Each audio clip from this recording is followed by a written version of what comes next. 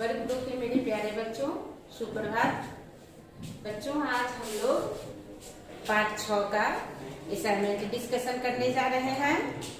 इसमें सबसे पहले हम कुछ कठिन शब्द दिए हैं जिसे आप लोग याद कर लेंगे, और उसके बाद हम प्रश्न उत्तर दिए हैं।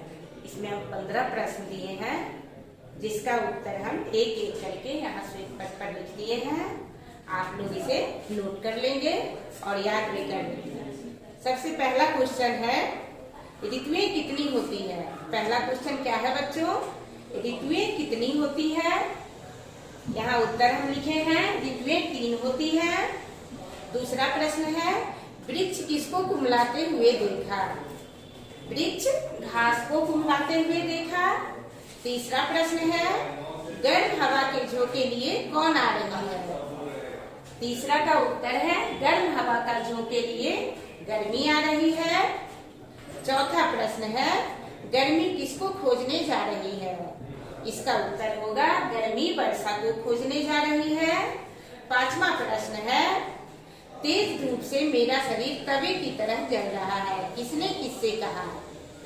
इसका आंसर होगा, तेज धूप से मेरा शरीर तवे की तरह जल रहा है, गर्मी ने वृक्ष से कहा। छठा प्रश्न है, घास की कुम्हलाहट कैसे दूर हो गई? घास की कुम्हलाहट वर्षा के आने से दूर हो गई। सातवां प्रश्न है, पानी बरसते रहने से वृक्ष के आसपास क्या जमा हो गया? पानी बरसते रहने से वृक्ष के आसपास पानी जमा हो गया। आठवां प्रश्न है, वर्षा किसके खोज में निकली? आठवां प्रश्न क्या है बच्चों? वर्षा किसके खोज में निकली? वर्षा सर्दी की खोज में निकली। नौवां प्रश्न है, कितने दिनों से सूर्य देवता के दर्शन नहीं हुए थे? 4 दिनों से सूर्य देवता के दर्शन नहीं हुए थे। धूप के नहीं निकलने से क्या बढ़ गई? धूप के नहीं निकलने से ठंड बढ़ गई थी। 11वां प्रश्न है, ठंड से मुक्ति कौन दिला सकती है? ठंड से मुक्ति धूप दिला सकती है। 12वां प्रश्न देखो बच्चों, वृक्ष के 2 समानार्थ वाले शब्द लिखे। वृक्ष के 2 समानार्थ वाले शब्द हम यहाँ लिख दिए हैं, पेड़ और गाछ। इसको आप लोग कुछ और भी लिख सकते हैं। गर्मी का विलोम शब्द लिखे। गर्मी का विलोम शब्द सर्दी होगा। ऋतु शब्द का बहुवचन लिखे। ऋतु शब्द का बहुवचन ऋतुएं होगा। अनुभव का अर्थ क्या होगा? अनुभव का अर्थ महसूस करना होता है। चलिए, 15 क्वेश्चन का आंसर कंप्लीट हो गया। अब आगे 16वां क्वेश्चन देखिए। इसमें विलोम शब्द दिया गया है। विलोम शब्द में इसका आंसर भी हम यहाँ श्वेत पट पर लिख दिए हैं। आप लोग इसे भी नोट कर लेंगे। यहाँ देखो क्या है, यहाँ धूप है, धूप का छांव होगा। सर्दी का गर्मी होगा। दूर का नजदीक होगा। अधिक का कम होगा। देवता का दानव होगा। आकाश का पाताल होगा। बड़ी का छोटी होगा। भलाई का बुराई होगा।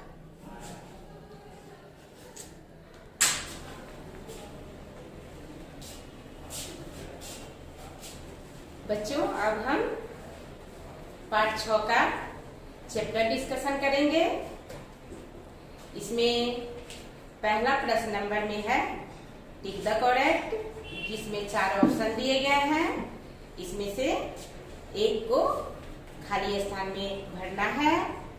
जिसका पहला प्रश्न है, सभी डैश सूख गए। इसमें 4 ऑप्शन है, तालाब, झील, सागर, इनमें से कोई नहीं। इसका आंसर अ होगा, जिसमें तालाब होगा। यहाँ हम श्वेत पट पर लिख दिए हैं, आप लोग अपने बुक में टिक कर लेंगे। दूसरा प्रश्न है जो ख लिखा हुआ है, जिसमें है, वृक्ष बहुत दिनों से अपनी डैश की जरूरत अनुभव कर रहा था। इसमें भी 4 ऑप्शन है, शाखाओं, पत्तियों, जड़ों, इनमें से कोई नहीं। इसका आंसर होगा जड़ों।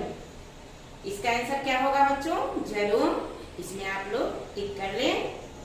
प्रश्न नंबर ग, इसमें है, इधर डैश दिनों से सूर्य देवता के दर्शन भी नहीं हुए हैं। इसमें 4 ऑप्शन है, 3, 4, 5, इनमें से कोई नहीं। इसका आंसर होगा 4। इसमें भी टिक कर लें। आगे दूसरा प्रश्न देखें। यह रिक्त स्थानों की पूर्ति करे हैं। इसमें कोई ऑप्शन नहीं दिया गया है, यह अपने मन से लिखना है। आप इसमें खुद से भरेंगे। हम इसका भी आंसर यहाँ श्वेत पट पर लिख दिए हैं, आप लोग अपने किताब में भर लें।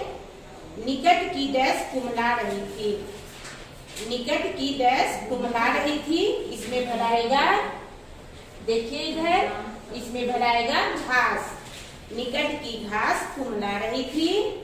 दूसरा ख देखिए, ख में है मेरा शरीर गर्म तवे की तरह डैश रहा था, जल रहा था होगा।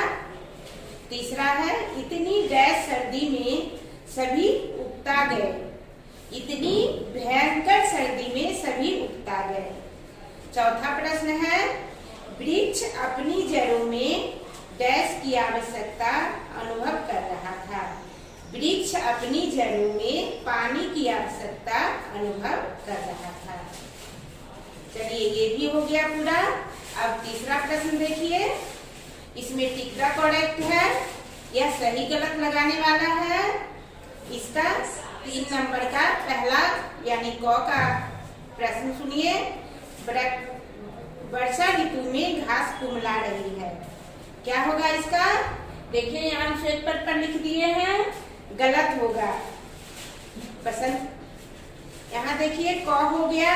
ख देखिए, ख में है सर्दियों में पेड़ों पर नए पत्ते आते हैं, नहीं सर्दियों में नहीं आते हैं, ये भी गलत हो गया। अब ग देखिए, ग में है वृक्ष के आसपास पानी भर गया, कीचड़ भी हो गया, ये सही होगा। और घ में धूप ही इस ठंड से मुक्ति दिला सकती है, सही है, धूप ठंड से मुक्ति दिलाती है, इसलिए इसमें सही का चिन्ह लगाएं। 3 तक कंप्लीट हो गया। अब चौथा प्रश्न देखिए, इसमें प्रश्नों का उत्तर लिखना है। इसमें पहला प्रश्न है वृक्ष के पूछने पर गर्मी ने क्या उत्तर दिया? क्या है बच्चों इसका प्रश्न? वृक्ष के पूछने पर गर्मी ने क्या उत्तर दिया? इसका उत्तर भी हम यहाँ श्वेत पट पर लिख दिए हैं, आप लोग अपनी कॉपी में नोट करें। गर्मी ने वृक्ष से कहा मैं गर्मी दूर करने के लिए वर्षा की खोज में जा रही हूँ। पहला का प्रश्न है यानी क का प्रश्न का उत्तर है ये। अब ख देखिए, प्रश्न नंबर ख को वर्षा ने वृक्ष के पूछने पर क्या उत्तर दिया? इसका उत्तर होगा वर्षा ने वृक्ष से कहा लगातार पानी बरसने से मैं परेशान हो गई, इसलिए मैं सर्दी बहन की खोज में जा रही हूँ। चलिए अब तीसरा प्रश्न देखिए, यानी ग नंबर का प्रश्न, सर्दी ने वृक्ष से क्या कहा? सर्दी ने वृक्ष से क्या कहा? सर्दी ने वृक्ष से कहा मेरे सभी अंग ठंड से ठिठुर रहे हैं, इसलिए मैं गर्मी की खोज में जा रही हूँ। अब चौथा देखिए, प्रश्न नंबर घ, अंत में वृक्ष क्या कहने लगा? अंत में वृक्ष ने कहा गर्मी, सर्दी और वर्षा के आने और चले जाने में ही मेरी भलाई है। चलिए प्रश्न उत्तर कंप्लीट हुआ।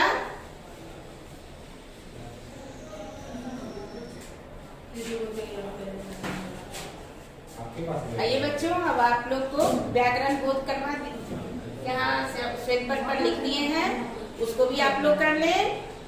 इसमें रेखा खींचकर सही मिलान करना है। जिसके हम सामने सामने लिख दिए हैं उसे कोई अपनी ओर आता दिखाई दिया, जो लास्ट वाला होगा उसको हम सामने लिख दिए हैं। आप लोग अपने किताब में उसको मिलान कर लें। यूं कहाँ भागी जा रही हो, दूसरा का पहला होगा, आप लोग टिक करें, मिलान कर लें। और गौ का सभी तालाब सूख गए हैं, ये भी लगा लें। चलिए प्रश्न नंबर 2 देखिए, निम्नलिखित शब्दों के समान अर्थ वाले शब्द लिखिए। वृक्ष, वृक्ष का पेड़ होगा। निकट, निकट का नजदीक होगा। आवश्यकता, आवश्यकता का जरूरत होगा। अनुभव, अनुभव का महसूस होगा। पानी। देखिए बच्चों, समान अर्थ वाले शब्द है। दूसरा नंबर में वृक्ष, वृक्ष का होगा पेड़। निकट, निकट का नजदीक होगा। आवश्यकता, आवश्यकता का जरूरत होगा।